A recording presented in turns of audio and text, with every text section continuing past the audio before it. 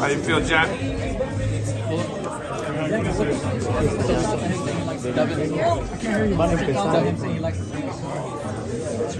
Man, that shit is just, whatever you do behind closed doors, that's what you do behind closed doors. Nobody is, you cannot tell he's a grown man, but it's like the world is watching us. It's a lot of young kids that watch a guy like Floyd who said, I don't drink, I don't smoke, you know what I'm saying? I work hard, and that's what got me here. And that's the blueprint that I follow.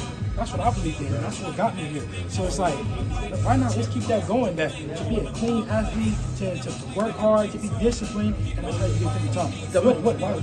What athlete has said, oh, I smoke weed, I drink, and I'm the best, and follow what I do because it works?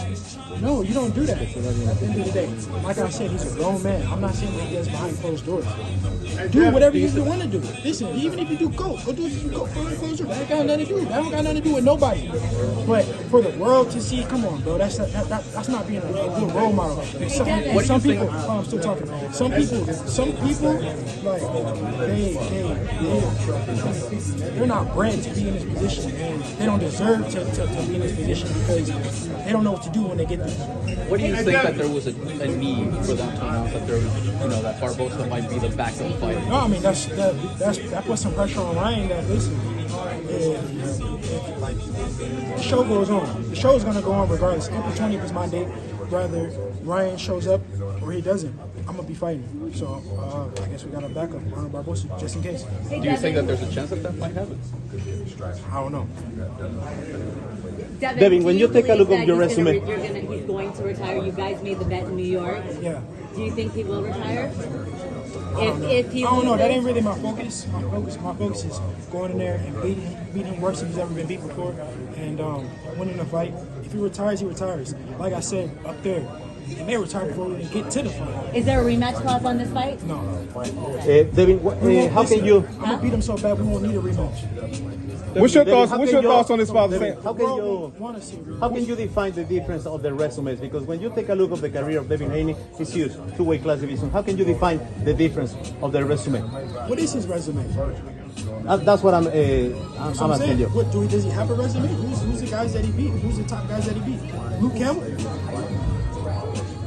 Devin, maybe Javier Fortuna when he was washed old. Devin, do you feel like Hey, what's your thoughts on his father making a head comment about Don King? At least his head not nappy like Don King. That's not even something that you even say. Like I said up there, us African Americans, we got coarse hair, or more coarse hair than other races. But that don't mean that like our hair is nappy. That don't make us our hair nappy. But these guys, they really be undercover racists, and they just expose themselves. As Devin, Did you ask for this fight? But that's why I'm going to beat him for the people. I need the world to get behind this, because these people they don't deserve to be in this position. They don't deserve to be in boxing. They need to get out of boxing. What kind of comment is that? Who even comments about somebody, a black person having nappy hair? Like that's just something you just don't say. Devin, you fought 7 straight. Devin, you fought 7 straight world champions and former champions. Obviously, this is Ryan Garcia's first chance at a world title. Why did you decide to give him that opportunity? We know why. We know because Ryan Garcia has a name. It's a huge fight at the end of the day.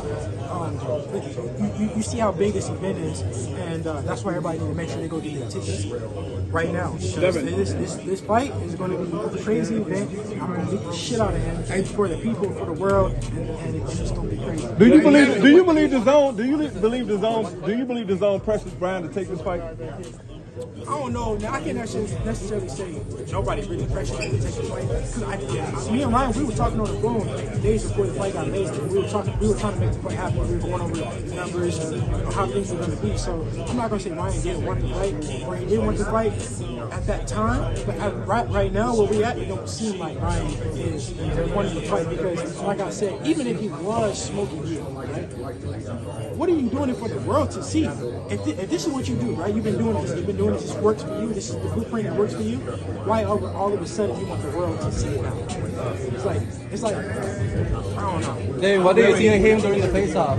What did you see on him during the face-off? He's a fucking clown. The dude was growling. Like he was doing some growling noises. Some growling noises or something. I don't know. Whose idea was it to do the VADA test? Oh no, it's every fight that I fight. This is probably the 10th fight, 11th fight that I did VADA. I do VADA every fight, and sometimes I even pay for it out of my own pocket for me and my opponent. If the promoters aren't willing to pay for it, because some promoters they don't want to pay for VADA testing because it's the most expensive one, and I like to get it 8 to 10 weeks out just to make sure that everything is everything. So. It was my idea, but I'm not gonna say that he agreed to it. It wasn't no like resistance to it. Devin, even though he's the Mexican American, you have a lot of support obviously in the Mexican fan base. What do you tell the Mexicans for Team Haney on fight night? Listen, the Mexicans are for Haney. They need to get behind Haney because I love the Latino fans, and I started my career in Mexico. Haney, part of the Mexico, The TikTok Tijuana. your dad said that